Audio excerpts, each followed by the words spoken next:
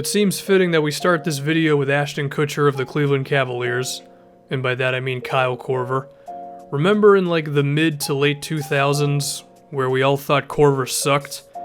Luckily for him, he's hung on long enough to where we love three-pointers, and as a result, we love Kyle Korver. He's a good dude. For the New Orleans Pelicans, who have made some noise recently with the acquisition of DeMarcus Cousins, we're giving this to Jrue Holiday. E'Twaun Moore was also up for consideration, but Jrue isn't too far off in percentage from three, and he's also a better mid-range shooter, so we'll go with him. I would love to give it to Dirk for the Dallas Mavericks or Wesley Matthews, but both of them are dealing with age or injuries.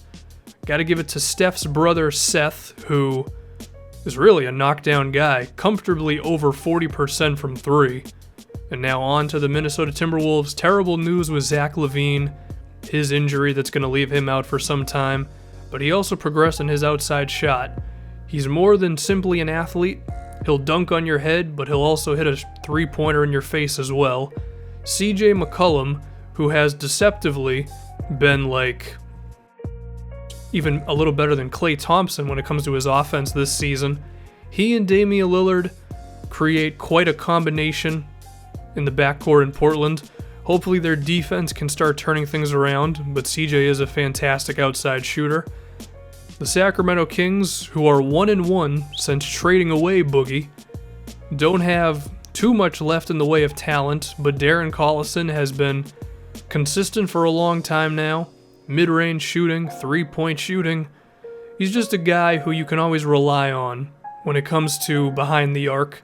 Gary Harris is one of the more underrated players in the NBA. Very good defender, but he's also grown his outside shot to the point where if you're a defensive player, you can't just let him hang around. And I think Gary could be a very good long-term option for the Denver Nuggets on the perimeter. Mike Conley of the Memphis Grizzlies. I do like the fact that we have seen his role and usage rate increase with the Grizz as the years have gone along, because you always knew he was a quality player, and now it's coming out a bit more in the stats. Very good from outside, and that's why he is here. For the Oklahoma City Thunder, it's either O'Brien's, I want to say that's it. I think he's a rookie who's taking about 3 threes a game, and he's knocking him down at about 38%. I could give this to Doug McDermott, but they just traded for him, so I don't know, it didn't make me feel good. Now JJ Redick feels good whenever he launches a three-pointer. That was a really corny segue, but we're just going to roll with it. Redick is one of the most efficient players in the NBA. Apparently he also has a podcast, so that's a good look for him out of Duke. It seems like whenever I do one of these videos, Joe Ingles finds some way to enter the video because he's the best player in the NBA, and it's only a matter of time before we all realize it. 44% from three. I mean, what more can you ask for? Rhyming accidentally. Now we have Eric Gordon, who was in the thumbnail, so you're not too surprised to see him. He takes like 9 three-pointers a game, which is ridiculous. But given this Houston Rockets philosophy, as well as how much range he has, we're not really surprised at the amount he takes as well as makes. And then Kawhi Leonard, who is also in the thumbnail. Not a lot of surprises out of this portion of the video, and it's going to continue to the next guy as well. I believe Kawhi was very close to 50-40-90 last season, and he remains just lights out from outside for the San Antonio Spurs. Newsflash, we're going to go with Steph Curry for the Warriors. I think he takes like 10 three-pointers a game, shooting over 40%. I mean, if he's not the best shooter all time already, it's not going to be a question once we fast forward a few years and he's owned every record book. DJ Augustine for the Magic. A bit of a drop-off there. Orlando does not have a lot of outside shooting. Jody Meeks would win this if he had simply played more games, but he's missed a lot due to injury. Evan Fournier's had a down season. It's got to go to Augustine.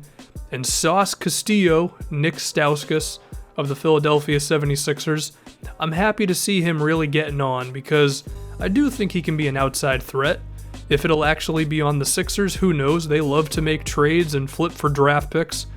But he seems like a quality player. Carmelo Anthony of the New York Knicks. And this one is a combination of 37% from outside, the amount of threes he takes, but also being awesome from mid-range, which edges him over Courtney Lee as well as Porzingis.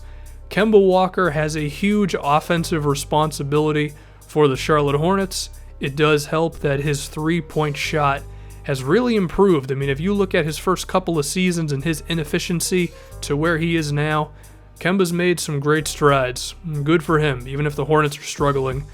Tony Snell of the Bucks, which was a move that a lot of us didn't really think too much of, trading him for Michael Carter-Williams. Now, I could give it to Chris Middleton, but he's also missed time this season. I don't know, pick one of those two. For the Miami Heat, I would love to give this to Dion Waiters, but his shooting has really come on towards the last month or so. Goran Dragic has been shooting lights out from three for the majority of this season, so I do have to go with Goran. I think he's going to be staying in Miami. Tobias Harris, similar to Carmelo Anthony, I'm going to credit being very good from mid-range while also being a good three-point shooter, because KCP is actually shooting better from outside, but Harris is more efficient overall. CJ Miles, who I've been calling to start for this entire season for the Pacers, he has been a fantastic outside shooter for them, and when he's in the game, the spacing is much better. Who would have thought?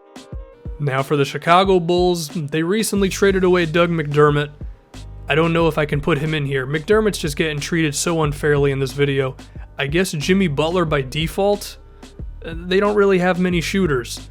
Mike Dunleavy, who looked like he might have been done in the NBA after he was moved from, was it the Cavaliers? But he's come over to Atlanta, and he's actually been shooting over 40%, so perhaps he has a few more seasons left in him. Who really knows? With the Toronto Raptors, Kyle Lowry, and Lowry gets his Steph Curry on a lot with his pull-up three-pointers in the pick and roll. It's a dangerous shot, and half the time he shoots it, I'm like, there's no way this goes in, but then it actually does drop through, so that's always cool. Now, the Washington Wizards are the toughest one to choose here, because at one sense there's Bradley Beal, who's taken 6 or 7 threes a game and doing very well, but then there's Otto Porter, who's the most efficient player in the NBA at 46% from three. I don't have the guts to pick one. You pick one for yourself. And now to round this thing out, Isaiah Thomas of the Celtics. Jay Crowder as well as Avery Bradley are shooting better from three than him, but the three-pointers he takes are much more difficult. He also takes 8 a game, and he's at 38%, whereas those guys are at 40%. So the percentages aren't too much different, but the shots he's taking, in my opinion, are way more difficult.